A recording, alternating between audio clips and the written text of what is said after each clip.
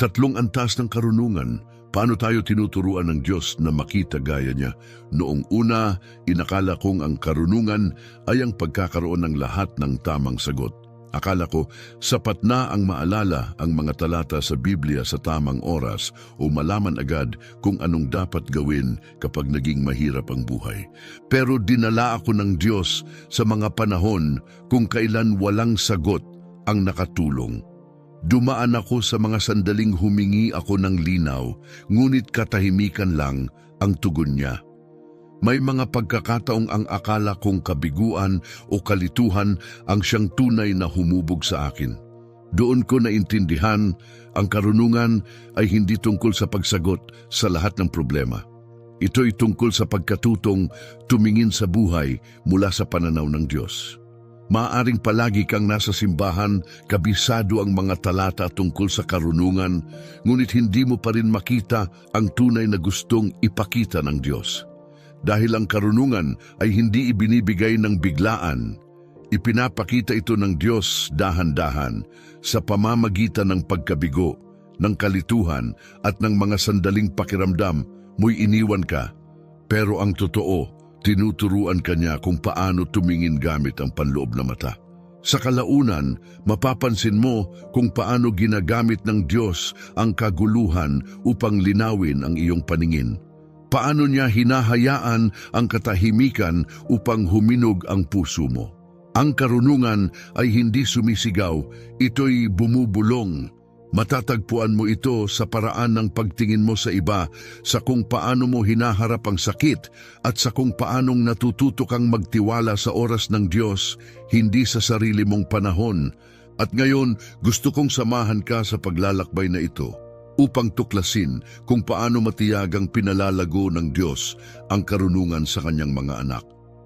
Isang aral sa bawat yugto, isang panahon sa bawat hakbang, isang bagong paraan ng pagtingin sa bawat pagkakataon. Bahagi 1. Karunungang makatao, ang lente ng lohika. Dati, ipinagkakatiwala ko ang lahat sa mga bagay na lohikal at maayos. Kapag tama ang bilang, maayos ang plano, at galing sa eksperto ang payo, kampante na ako. Doon nagsisimula ang karamihan sa atin. Umaasa tayo sa alaala, sa dating tagumpay, at sa mga bagay na may saysay noon. Hindi masama ang karunungang makatao. Sa katunayan, ito'y kaloob din ng Diyos. Tumutulong itong pamahalaan ang ating buhay, iwasan ang malinaw na pagkakamali at alagaan ang mga mahal natin. Pero may hangganan ito, kaya nitong suriin ang halaga ng isang desisyon, ngunit hindi ang halaga ng isang tao. Kaya nitong lutasin ang problema, pero maaaring manlamig ang puso, maaaring puno ang iyong schedule, pero hungkag ang kaluluwa. Nakikita rin natin ito sa Biblia. Isang batang hari ang tumanggap ng makapangyarihang kaharian. Pinayuhan siya ng matatanda na mamuno ng may habag, pero pinakinggan niya ang mas maiingay na kaibigan at nagkawatak-watak ang kanyang kaharian. Madalas, ang kayabangan ay parang matalino sa unang tingin. Karaniwan itong nangyayari. Magaling ang lohika ng tao sa mga bagay na dati nang nakita, pero hirap itong kilalanin ang kilos ng Diyos sa kasalukuyan. Sa antas na ito, tinatrato natin ang buhay na parang listahan. Ang inuuna ay kung ano ang mabilis, hindi kung ano ang walang hanggan. Mas gusto nating manalo sa argumento kaysa ibalik ang kapayapaan. Mas iniingatan natin ang reputasyon kaysa palaguin ang karakter. Hinahabol natin ang tagumpay batay sa bilis, laki at palakpakan. At dahil pinupuri ito ng mundo, inaakala natin na ganun din ang Diyos, pero ibang aral ang hatid ng krus. Sa kaharian ng Diyos, ang mukhang pagkatalo ay maaaring tagumpay, at ang mukhang tagumpay ay maaaring pagkatalo. Minsan, ang tila matalinong daan ang siyang nagpapaliit sa iyong espiritu. Ganun din ang karunungang makatao, madalas nitong ikahon ng Diyos sa ating sariling paliwanag. Nagdarasal tayo, hindi para marinig ang kalooban ng Diyos, kundi para kumpirmahin ang gusto natin. Nag-aaral tayo ng kasulatan, hindi upang mabago, kundi upang patunayan ang sarili nating pananaw. Ibinabato natin ang mga talata na parang slogan, ginagamit upang bigyang katwiran ang pagkontrol, kawalan ng pasensya o takot. Kapag pinaghintay tayo ng Diyos, sinusubukan nating kontrolin ang sitwasyon. Kapag tahimik siya, binubulabog natin ang katahimikan sa mga abala. Hindi kaya ng lohikang makatao ang misteryo, kaya sinusubukan nitong pamahalaan ito. Isa pang palatandaan na nananatili ka sa antas na ito ay kung paano mo tratuhin ang mga taong hindi sumasang-ayon sa iyo. Kapag luhi ka ang nangingibabaw sa puso, ang bawat pag-uusap ay nagiging paligsahan. Nakikinig tayo para sumagot, hindi para umunawa. May mga hindi nakikitang talaan tayo sa isip. Inaasahan nating sumabay ang ibang tao sa bilis natin, at kapag hindi nila ito nagawa, iniisip nating sagabal sila. Pero isipin mo si Jesus, ang pinakamaalam na taong nabuhay. Hindi niya minadali ang sinuman sa kanilang paggaling. Kahit kaya niyang manalo sa bawat debate, pinili niyang manalo ng puso. Ang tanong ng karunungang makatao ay, aling argumento ang epektibo? Ang tanong ng karunungan ng Diyos ay, ano ang hinihingi ng pag-ibig? Pero hindi pa tayo naroon. Sa yugtong ito kumakapit pa rin tayo sa kung ano ang mabilis, matalino at komportable. Kaya paano ba tayo lumalago mula rito? Una, katapatan. Aminin na minsan ang pinakamatalino mong desisyon ay nauwi sa kabiguan. Isipin ang mga piniling dati mong akala'y tama pero sa huli nagdulot ng sakit. Hindi para ikaw ay mahiya, kundi upang magsabi ng totoo. Ang katotohanan, ang unang pintuan patungo sa tunay na karunungan. Ikalawa, kapakumbabaan. Simulan ang bawat araw sa isang tahimik at tapat na pag-amin. Ama, limitado ang aking pangunawa. Ipakita mo sa akin ang mga bagay na hindi ko pa kayang makita. Ang ganitong panalangin ay hindi kahinaan. Ito'y pag-aayos ng direksyon. Ibinabalik nito ang puso mula sa pag-asa sa sarili patungo sa pagkaalam na naroroon ang Diyos. Ikatlo, magbagal ka. Madalas, ang karunungan ay nakatago sa pangalawang sulyap, sa tanong na sumunod pagkatapos ng unang sagot. Subukang itanong ito sa sarili.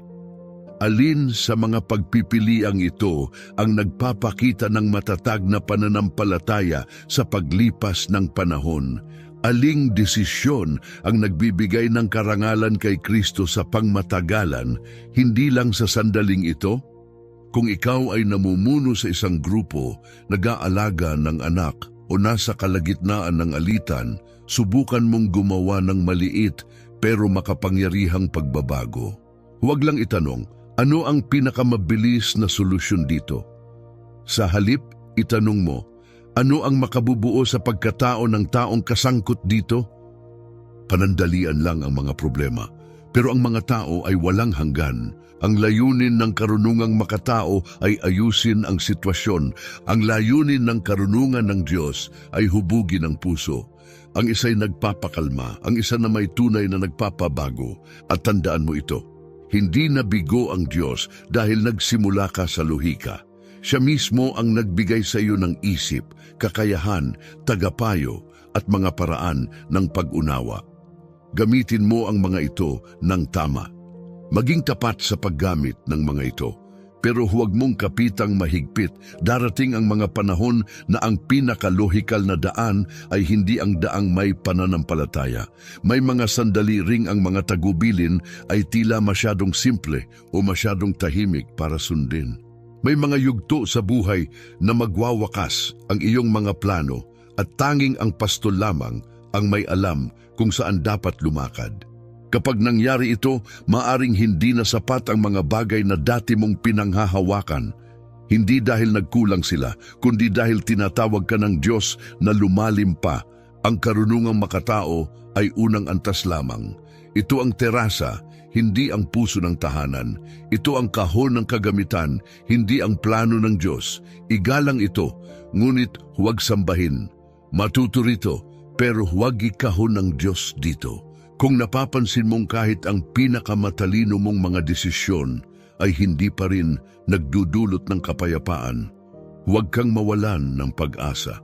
maaaring mas malapit ka na sa tunay na karunungan kaysa sa inaakala mo. Madalas, hinahayaan ng Diyos na maabot natin ang hangganan ng ating katalinuhan upang itaas na natin ang ating paningin.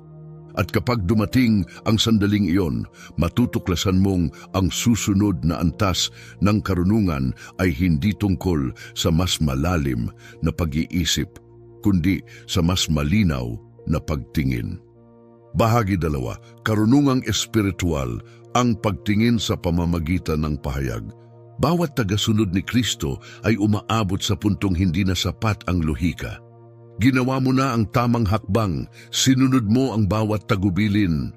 Pero sa kabila nito, tila wala pa ring maayos. Diyan bumubukas ang pintuan ng karunungang espiritual, ang sandaling tumatabi ang pangangatwiran at pumapasok ang pahayag. Hindi inaalis ng Diyos ang lohika.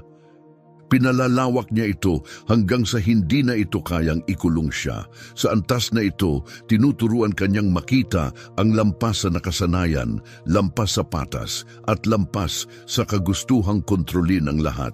Ang mga bagay na dati mong naiintindihan ay unti-unting nawawala. Hindi para guluhin ka, kundi para luminaw ang iyong paningin. Nauunawaan ni Daniel ang ganitong uri ng karunungan.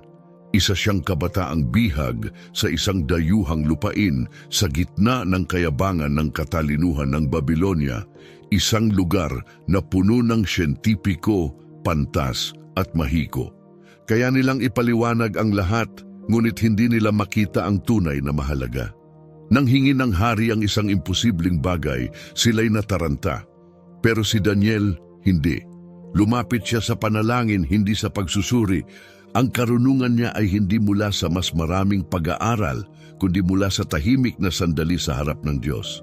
At nang ibinunyag ng Diyos ang panaginip ng hari, sinabi ni Daniel, walang karunungang mula sa tao ang makapagpapaliwanag nito, ngunit may Diyos sa langit na nagpapahayag ng mga hiwaga. Iyan ang karunungang espiritual, kung saan ang linaw ay hindi galing sa karanasan kundi mula sa espiritu. Umuusbong ang karunungang ito sa gitna ng katahimikan. Kapag hindi ibinibigay ng Diyos ang lahat ng detalye, hindi siya nagkukulang. Tinuturuan niya ang iyong espiritu na makinig ng higit pa sa naririnig ng tainga. Ang pahayag ay hindi tila kidlat. Ito'y dahan-dahang pagbubukas na kailangan ng mapagpakumbabang puso.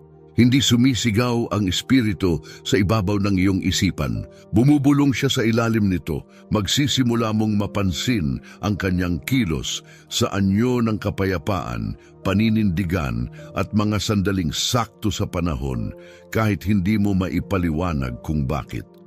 Sasabihin ng isipan mo walang saysay ito, pero ang bulong ng espiritu ay ito ang daan. Maraming mananampalataya ang hindi umaabot sa yugtong ito. Bakit? Dahil kailangan ito ng pagsuko. Ang karunungang makatao ay gustong manatiling may kontrol. Gusto nito ng katiyakan bago kumilos. Gusto nito ng patunay bago magtiwala. Pero binabaligtad ng karunungang espiritual ang ayos na iyon. Magtiwala ka muna bago mo maintindihan. Humakbang ka muna bago mo makita ang buong daan. Magpatawad ka muna bago pa sila humingi ng tawad. Magbigay ka kahit hindi mo pa alam ang magiging bunga. Ang ganitong pananaw ay dumarating lamang kapag lubusan mo nang binitawan ang sarili mong paraan. Mapagtatanto mong ang tunay na pag-unawa ay sumusunod sa pagsunod, hindi ang kabaligtaran.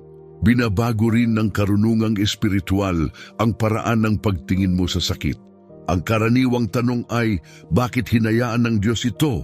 Pero ang tanong ng Espiritu ay, ano ang nais ipakita sa akin ng Diyos sa pamamagitan nito?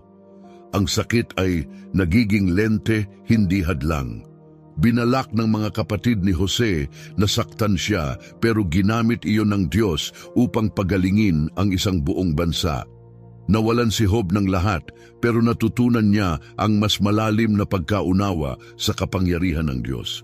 Tinawag ni Pablo ang kanyang bilangguan bilang isang lugar kung saan malaya ang ebanghelyo na kumilos.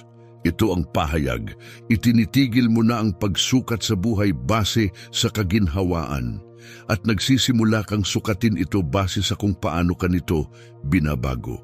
Sa yugtong ito, nagbabago ang panalangin mo. Hindi ka na lang basta humihiling ng mabilis na sagot. Nagsisimula kang manalangin na maitugma ang puso mo sa puso ng Diyos. Nagsisimula kang magsabi ng, Panginoon, huwag mo lang akong turuang ano ang dapat gawin. Turuan mo akong makakita gaya mo. Ang pahayag ay hindi tungkol sa kung ano ang mangyayari bukas. Ito'y tungkol sa kung paano makita ang bakas ng Diyos sa araw na ito. Tinuturuan ka ng banal na espiritu ng mga maliliit ngunit makapangyarihang bagay. Kung paano maunawaan ang katahimikan, kung paano makilala ang paninindigan, kung paano pansinin ang mga tahimik na udyok na nagtuturo sa iyo sa kapayapaan. Ang tinig ng Diyos ay hindi na tungkol sa lakas, kundi sa pagkilala. Ngunit sa yugtong ito, ang hamon ay pagkilatis dahil hindi lahat ng mukhang espiritual ay galing sa Diyos. Kayang magkunwari ng kaaway bilang liwanag rin, nag-aalok ng mga salitang tila banal, pero pinapakain lang ang iyong ego. Ang karunungang espiritual ay laging tumitingin sa bunga kung ang isang bagay ay nagdadala sa iyo sa pagiging mas mapagpakumbaba, mapagpatawad at mapagmahal. Ito ay mula sa Diyos.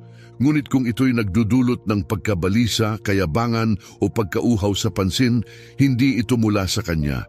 Ang pahayag ay laging may kapayapaan kahit pa tumatama ito sa kaibuturan ng puso.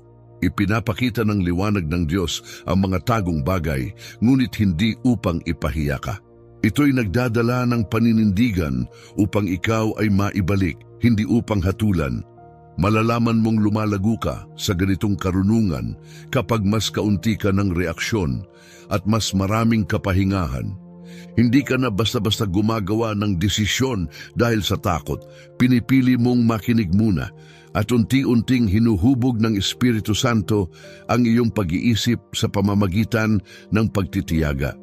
Nagsisimula kang makakita ng kabuluhan sa paghihintay, paglago sa gitna ng tunggalian at layunin kahit sa masakit na sandali. Hindi ibig sabihin na tumitigil ka ng mag-isip, kundi ang pag-iisip mo ay nagsisimula ng magpasakop sa Espiritu. Hinuhubog ng Diyos ang ganitong uri ng karunungan sa pamamagitan ng tensyon. Hinahayaan niyang magsalpukan ang kanyang mga pangako sa iyong kasalukuyang sitwasyon. Maaaring pahintulutan niyang magtagumpay ang iyong mga plano sa panlabas, pero hungkag pa rin ang puso mo upang muling hanapin mo ang kanyang tinig. Maaaring mawala ang mga sagot na dati mong kinapitan upang mapagtanto mong ang pahayag ay hindi bigla ang liwanag kundi malalim na ugnayan. Ang karunungang espiritual ay lumalago sa panahon ng kawalang katiyakan at umuunlad kapag isinuko mo ang kontrol. Kapag hindi mo na kailangang malaman ang lahat ng sagot, doon ka lang talaga nagkakaroon ng puwang upang lumago ang pagkaunawa. Kung pakiramdam mo'y tumahimik ang Diyos, huwag kang matakot. Sa katahimikan madalas, ipinapanganak ang pahayag. Hindi ka iniwan ng banal na espiritu, pinaiigting lang niya ang iyong panloob na paningin. Habang lalo mong pinagkakatiwalaan ang mga tahimik niyang bulong, mas malinaw mo siyang makikita. Ang mga bagay na dati itila walang saysay, ngayoy may layunin. Ang mga sandaling dati tila malupit, ngayoy may kabutihang taglay. Nauunawaan mong kahit ang paghihintay ay hindi na sayang. At ang ganitong kaalaman ay hindi galing sa luhika. Ipinapahayag ito sa pamamagitan ng ugnayan. Ang karunungang espiritual ay ang ikalawang antas. Nagsisimula ito kapag hindi ka na madadala ng luhika at ang Espiritu ng Diyos ang siyang kumikilos. Sa antas na ito, hindi ka na nabubuhay base sa paliwanag kundi sa koneksyon mo sa Diyos. Unti-unting bumubukas ang iyong espiritual na mga mata at nagsisimula kang makita ang higit pa sa panlabas. Nakikita mo na kung ano ang tunay. Bahagi 3, banal na karunungan, ang pagtingin gamit ang puso ng Diyos. May antas ng karunungan na hindi kayang abutin ng kahit anong talino, karanasan o kahit ng himala. Ang ganitong uri ng karunungan ay hindi basta natutunan, ito'y isinisilang sa loob mo sa pamamagitan ng pagbabago. Ito ang sandali na hindi ka na lang basta nagsisikap na unawain ng Diyos, kundi dala mo na ang kanyang puso. Ito ang banal na karunungan, ang pinakamataas na anyo kung saan ang iyong paningin ay hinuhubog ng pag-ibig. Hindi mo na lang tinatanong kung ano ang tama sa teknikal na paraan, kundi ano ang sumasalamin sa puso ni Kristo sa sandaling ito. Ipinakita ni Jesus ang ganitong karunungan palagi noong dinala sa kanya ng galit na tao ang isang babaeng nahuling nangangalunya. Humingi sila ng hatol ayon sa batas. Ayon sa kautusan, dapat siyang batuhin hanggang mamatay. Bitag iyon, kapag hinatulan ni Jesus ang babae, mawawala ang kanyang reputasyon bilang mahabagin. Kapag pinatawad niya ito, iisipin ng mga tao na nilabag niya ang kautusan. Ngunit ang banal na karunungan ay hindi namimili sa pagitan ng katotohanan at pag-ibig, tinutupad nito ang pareho. Yumuko si Jesus, sumulat sa alikabok at sinabi, ang sinumang walang kasalanan sa inyo ang siyang unang bumato. Sa isang tahimik na pangungusap, ibinunyag niya ang kayabangan nila, ipinagtanggol ang dangal ng babae at inihayag ang habag ng Diyos. Hindi siya nakipagtalo, hindi niya ipinagtanggol ang sarili niya. Hinayaan lamang niyang magsalita ang banal na karunungan. Ang banal na karunungan ay hindi nagre-react, ito'y nagliligtas. Nakikita nito ang higit pa sa kilos. Nauunawaan nito ang mga bagay na nakatago sa ilalim. Nakikilala nito na maaaring galit ang nakikita pero takot pala ang ugat. Na maaaring yabang ang lumilitaw pero may sakit sa likod nito.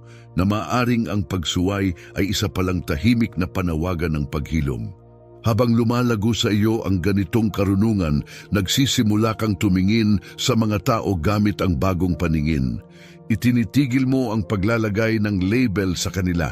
Nagsisimula kang ipanalangin sila.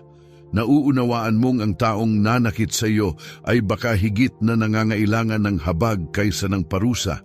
Natututo kang tumingin sa kanila gaya ng pagtingin sa iyo ng Diyos noon, na may pagtitiyagang hindi kayang ipaliwanag at pag-ibig na laging may kabayaran.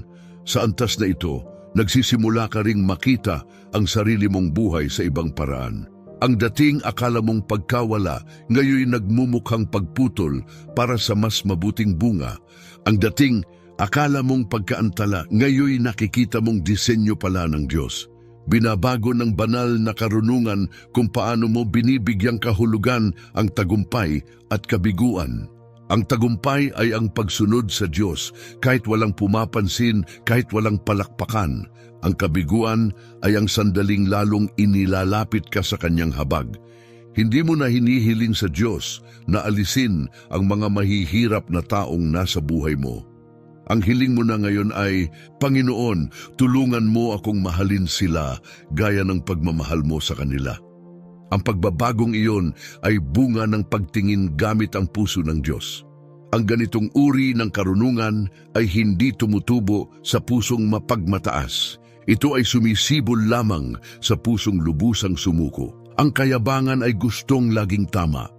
Ang pag-ibig ay gustong maging kagaya ni Kristo. Ang kayabangan ay gustong manalo, ang pag-ibig ay gustong magpanumbalik. Habang lalo mong nakikilala ang Diyos, lalo mong nauunawaang ang kanyang mga pinakadakilang tagumpay, ay madalas mukhang pagkatalo sa mata ng mundo. Ang krus ay tila isang pagkatalo, ngunit sa katunayan, ito ang karunungan ng langit na bumasag sa tanikala ng kasalanan magpakailanman. Ang nakita ng tao ay kahinaan, ang nakita ng Diyos ay kaligtasan. Iyan ang banal na pananaw, ang kakayahang makita ang kaluwalhatian sa mga bagay na tila sirang-sira para sa iba. Binabago rin ng banal na karunungan kung paano ka magsalita. Hindi mo na ginagamit ang mga salita para lang humanga ang iba. Gamit mo na ito ngayon para magdala ng kagalingan. Hindi ka na nagtutuwid para iparamdam na ikaw ay mas mataas. Nagsasalita ka ng katotohanan ng may kahinahunan upang tumulong na muling magbuo.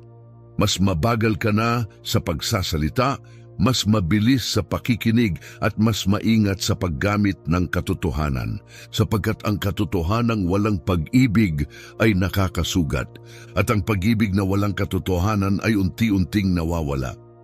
Ang banal na karunungan ay balanse, may lakas upang magsabi ng totoo at may lambing upang umaliw. Natututo kang magsalita ng kaunti, ngunit bawat salita ay may lalim. Ang presensya ng Diyos ay mas malakas sa iyong diwa kaysa sa tunog ng sarili mong tinig. Ang antas na ito ng karunungan ay nagbibigay ng kapayapaang hindi nakadepende sa pagsang-ayon ng iba. Ito'y kapayapaang nananatili kahit ikaw ay hindi nauunawaan. Hindi mo na kailangang manalo sa bawat argumento dahil alam mong ang Diyos ang tumitingin sa puso. Hindi ka na natitinag sa tuwing may pagtataksil dahil naniniwala kang kaya pa rin kumilos ng Diyos kahit sa ganitong sitwasyon. Hindi mo na sinusukat ang halaga mo base sa mga pumapalakpak dahil ngayon alam mong ang pag-ayon ng Diyos lang ang tunay na mahalaga.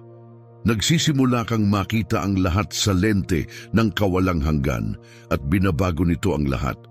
Pero ang pag-abot sa antas na ito ay hindi tungkol sa tagumpay, kundi sa pagsuko. Hindi ibabahagi ng Diyos ang kanyang pananaw sa atin kung alam niyang hindi natin ito dadalhin ng may habag. Hinuhubog niya tayo sa pamamagitan ng pagkawasak ng puso, sa hindi pagkakaunawa ng iba, at sa pagpili ng pagpapatawad kahit hindi ito patas sa pakiramdam. Sa bawat pagkakataong pinipili mong magpakita ng biyaya kaysa gumanti, magpakumbaba kaysa magyabang, natututo kang tumingin gaya ng Diyos. Ang banal na karunungan ay hindi gantimpala sa matatalino.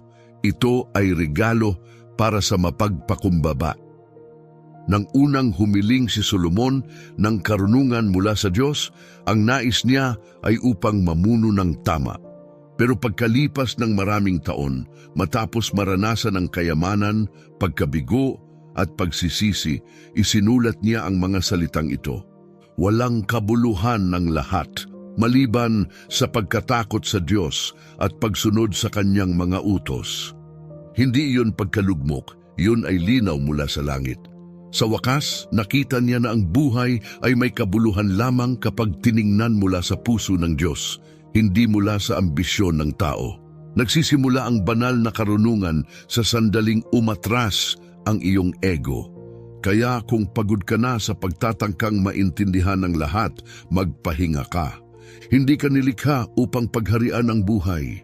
Nilikha ka upang ipakita ang wangis ng nagbibigay buhay. Ang banal na karunungan ay hindi tungkol sa mas maraming kaalaman.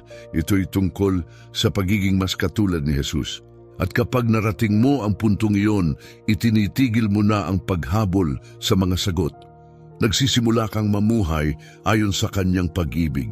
Natututo kang tumingin gaya ng kanyang pagtingin, maramdaman ang kanyang nararamdaman at lumakad ng may tahimik na lakas na mula sa langit. Doon humihinto ang karunungan sa pagiging layunin at nagsisimula itong maging bahagi ng kung sino ka na. Bahagi 4, paano ka tinuturuan ng Diyos na makakita gaya niya. Ang paraan ng Diyos ng pagtuturo ay kailanman hindi basta-basta. Bawat sandaling tahimik, bawat pagkaantala, bawat saradong pagkakataon, wala ni isa ang nasasayang. Sa panlabas, maaaring mukhang gumuho ang lahat, pero sa pananaw ng langit, ito'y isang silid-aralan. Ang karunungan ay hindi tumutubo sa kaginhawaan. Ito'y tumutubo sa pagtutuwid, tumutubo sa paghihintay, tumutubo sa pagsuko. Ang layunin ng Diyos ay hindi lang palawakin ang isip mo, kundi baguhin ang paraan ng iyong pagtingin. Bago kaniya pagkatiwalaan ng kanyang pananaw, kailangang linisin muna niya ang lahat ng nagpapalabo nito. Ang unang paraan ng Diyos ng pagtuturo ay sa pamamagitan ng hindi pagkakaunawaan. Hinahayaan niyang maliin ka ng iba, baluktutin ang motibo mo o balewalain ang pagsisikap mo. Masakit, hindi makatarungan, pero sa mga sandaling iyon, tinuturuan ka niyang huwag umasa sa tingin ng tao. Hinahasa niya ang iyong mga mata upang makita ang nasa ilalim ng panlabas, na ang mga taong nananakit ay madalas silang mismong sugatan, na ang katahimikan ay maaaring bunga ng takot, na ang malulupit na salita ay maaaring galing sa kawalang katiyakan, at kapag nakita mo na iyon, humuhupa ang galit at pumapalit ang habag. Hindi ka na basta-basta nagre-react, nagsisimula kang manalangin para sa iba. Hindi mo na sila tinitingnan bilang kaaway, nakikita mo silang mga kaluluwang nangangailangan ng biyaya. Hindi iyon kahinaan, iyon ay pagkahinog. Ang ikalawang paraan ng Diyos ng pagtuturo ay sa pamamagitan ng pagkawala.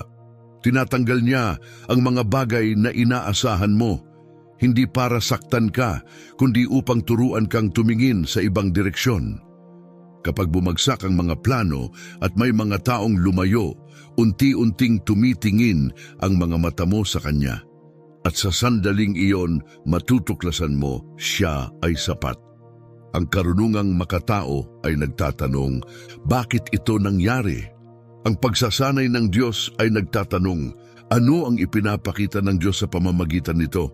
Ang bawat pagkawala ay may dalang nakatagong mensahe. Minsan, kailangang bakantihin ng Diyos ang mga kamay mo upang mapuno niya ang iyong puso. Hindi mo matatanggap ang sariwang pahayag kung mahigpit ang hawak mo sa kontrol. Pero sa sandaling pakawalan mo ito, lilinaw ang iyong paningin sa Espiritu. Ang ikatlong paraan ng Diyos ng pagtuturo ay sa pamamagitan ng katahimikan. May mga sandali sa buhay na tila nanahimik ang langit, walang senyales, walang sagot, walang direksyong malinaw, pero hindi ito pag-iwan, ito ay pag-aayos. Tinuturuan ka ng Diyos na kilalanin ang Kanyang presensya kahit walang nakikitang ebidensya. Hinuhubog niya ang mas malalim na karunungan sa loob mo, karunungang marunong makinig sa ilalim ng lahat ng ingay. Kapag natutunan mong magtiwala sa Kanya kahit sa katahimikan, hindi mo na kailangan ng tuloy-tuloy na ingay o labas na kumpirmasyon. Nagsisimula mong makilala ang banayad at tahimik na tinig na gumagabay sa kapayapaan. Ang katahimikan ay hindi nangangahulugang wala ang Diyos. Ito ang tunog ng Kanyang pagtitiyaga, dahan-dahang pinatitibay ang iyong kaluluwa. Tinuturuan ka rin niya sa pamamagitan ng paghihintay. Ang paghihintay ay hindi oras na nasasayang. Ito'y panahon ng pagbabago na nangyayari sa mahinahon at sinadyang paraan. Kapag nag-antala ang Diyos, inihahanda ka niya na dalhin ang bigat ng mga pagpapalang paparating. Ang isang hindi matiising puso ay gusto lang ng resulta. Pero ang pusong may karunungan ay naghahangad ng kahandaan. Maraming tao ang nadudurog ng mismong mga pagpapalang ipinanalangin nila dahil hindi pa sila handang hawakan ang mga ito. Kaya hinahayaan ng Diyos na ang paghihintay ay iunat ang iyong pananampalataya, palaguin ang iyong pagtitiyaga at dagdagan ang iyong pasasalamat. Binabago ng paghihintay ang iyong pokus. Inililipat ka nito mula sa pagmamakaawa para sa isang bagay, patungo sa pagiging isang taong handang hawakan ang bagay na dating desperado mong hiniling. Minsan, ang pagsasanay ng Diyos ay parang kabalintunaan. Hiniling niyang mahalin mo ang mga taong hindi ka naman minamahal pabalik. Tinawag ka niyang maglingkod ng tahimik habang ang puso mo'y sabik na mapansin. Hiniling niyang magpatawad ka kahit sariwa pa ang sugat. Ang bawat pagsubok na ito ay nagpapatalas sa iyong espiritual na paningin. Natututunan mong ang kanyang lakas ay lalong lumilitaw kapag ikaw ay mahina, na ang kanyang layunin ay maaaring dumaloy sa sakit. At kapag tumugon ka ng may kababaang loob, nagsisimula kang makakita ng mga pattern. Ang parehong sugat na minsang nanakit sa iyo ay siya ngayong ginagamit niya upang magdala ng kagalingan sa iba sa pamamagitan ng iyong buhay. Ang ganitong paglago ay hindi bigla ang nangyayari. Uulitin ng Diyos ang aralin hanggang sa ito'y maging likas mong tugon. Maaring isipin mong natutunan mo na ang pagtitiyaga, pero haharap ka sa panibagong pagkaantala na magpapatibay palalo sa iyo.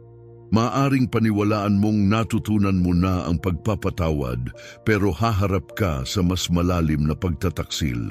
Ngunit huwag kang panghinaan ng loob. Hindi inuulit ng Diyos ang pagsubok upang ipakita ang iyong kahinaan.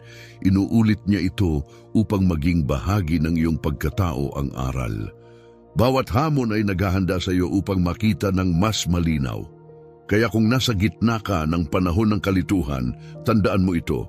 Hindi lang kumikilos ang Diyos sa paligid mo, kumikilos siya sa loob mo. Ang akala mong pagkaantala ay disiplina pala. Ang nararamdaman mong katahimikan ay hinuhubog ang iyong pagkatao. Ang mga sandaling pinakamasakit ay madalas siyang pinakatumatagos sa iyong paningin sa espiritu. Bawat hindi pagkakaunawaan ay nagtuturo sa iyong tumingin ng may habag. Bawat panalangin na tila walang sagot ay nagtuturo sa iyong umasa sa kapayapaan. Bawat saradong pintuan ay tumutulong sa iyong lumapat ng mas tumpak sa layunin ng Diyos. Ang pagsasanay ng Diyos ay may iisang layunin, ang matutunan mong tumingin gaya niya, makita ang sakit sa likod ng galit, makita ang layunin sa gitna ng pakikibaka. Makita ang pangako na nakatago sa proseso at habang nagbabago ang iyong paningin, nagsisimula ring magbago ang iyong puso. Hindi ka na kumakapit sa kontrol, natututo kang gumalaw ng may biyaya. Sa wakas, nauunawaan mong ang karunungan ay hindi tungkol sa pagkakaroon ng lahat ng sagot, kundi sa pagtitiwala sa nagmamay-ari ng mga sagot. At kapag ang katotohanan iyon ay lumubog na nang malalim sa iyong kaluluwa, makakapagpahinga ka na kahit patuloy pang bumubukas ang mga aralin.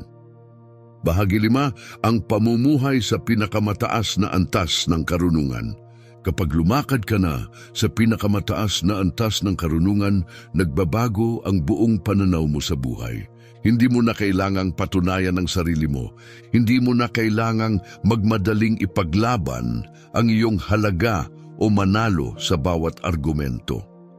Natutunan mong ang tunay na kapayapaan ay mas malakas kaysa kayabangan at na ang kababaang loob ang siyang nagbibigay sa iyo ng paningin na lampas sa kaya ng talino. Ang ganitong antas ng karunungan ay hindi sumisigaw. Hindi ito nagmamayabang, ito'y matatag, tahimik, at napakalalim ang kapangyarihan. Hindi nito nilalabanan ng iba para maging tama. Namumuhay ito sa kung ano ang totoo. Ang mga taong lumalakad sa ganitong karunungan ay hindi naghahanap ng palaging pagtiyak. Hindi nila kailangang makakita ng agarang resulta upang maniwala na ang Diyos ay kumikilos. Ang kanilang pananampalataya ay may malalim na ugat, mga ugat na hindi matinag ng bagyo. Namumuhay sila mula sa tiwala, hindi mula sa tensyon. Kahit hindi maipaliwanag ang mga nangyayari sa buhay, alam nilang hindi kailanman nasasayang ng Diyos ang kahit isang sandali ng sakit. Bawat liko, bawat pagkaantala, bawat paglihis ng daan ay nagiging bahagi ng isang mas malaking layunin. Hindi mo na sinusubukang suriin ang bawat kilos ng Diyos. Ang mahalaga, manatiling malapit sa kanyang puso. Ang pamumuhay sa banal na karunungan ay nangangahulugang hindi mo na pinag-iiba ang banal at ang pangkaraniwan. Nagsisimula kang mapansin ang Diyos sa mga simpleng sandali. Sa isang mabait na usapan, sa pagsikat ng araw, sa tahimik na pagpapatawad, nauunawaan mong ang ilan sa pinakabanal na lugar ay nakatago sa karaniwang buhay. Hindi mo na hinahanap ang malalaking palatandaan dahil natutunan mo nang makita ang Diyos sa maliliit na detalye. Habang bumubukas ang iyong mga mata, lalo mong nauunawaang ang karunungan ay hindi kailanman tungkol sa mga tagong lihim. Ito'y tungkol sa wakas na pagkakita sa matagal nang nasa harapan mo. Sa antas na ito, ang pagsunod sa Diyos ay nagiging likas. Hindi ka sumusunod dahil sa takot o dahil umaasa kang gagantimpalaan. Sumusunod ka dahil ang puso mo'y nakaayon na sa Kanya. Nararamdaman mo ang Kanyang paggabay na parang hininga, banayad, matatag at laging malapit.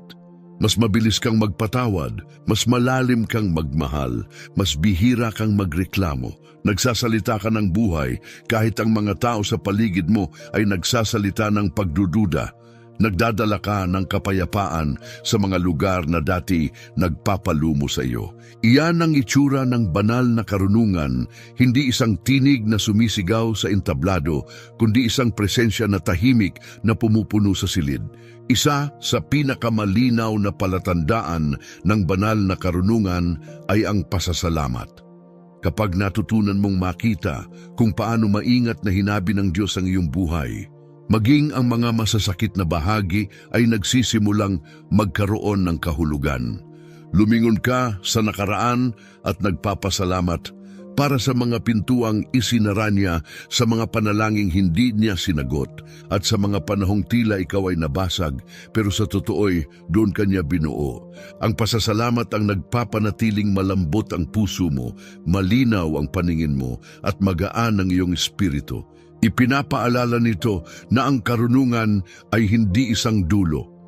Ito ay paraan ng pagtingin araw-araw. Ipinapakita ng panalangin ni Solomon ang pinakapuso ng karunungang ito. Hindi siya humiling ng kayamanan o kasikatan. Humiling siya ng mas malalim, isang pusong marunong kumilala ng tama at mali upang makapamuno ng mabuti. Nauunawaan niya na ang tunay na karunungan ay hindi tungkol sa kapangyarihan, ito'y tungkol sa habag.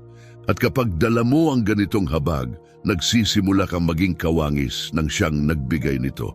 Hindi ka na basta tumutugon, mas madalas kang magnilay.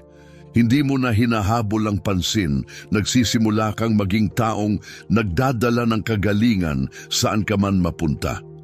Ginagawa ng karunungang ito na ligtas ang iyong presensya. Nakakaramdam ng kapayapaan ang mga tao sa paligid mo. Hindi sila nakokondena. Nararamdaman nilang sila'y nakikita, nauunawaan at mahinahong hinihikayat. Pinagkakatiwalaan nila ang iyong mga salita dahil nararamdaman nila ang kabutihan ng Diyos sa loob nito. Hindi mo na kailangang manalo, gusto mo na lamang magmahal ng tama. Hindi mo na sinusubukang hangaan ka ng tao, gusto mong pagpalain sila. Ang sukatan ng iyong karunungan ay hindi kung gaano ka karami magsalita, kundi kung ano ang nararamdaman ng mga tao pagkatapos nilang makasama ka. Mas tahimik, mas may pag-asa, mas malapit sa Diyos.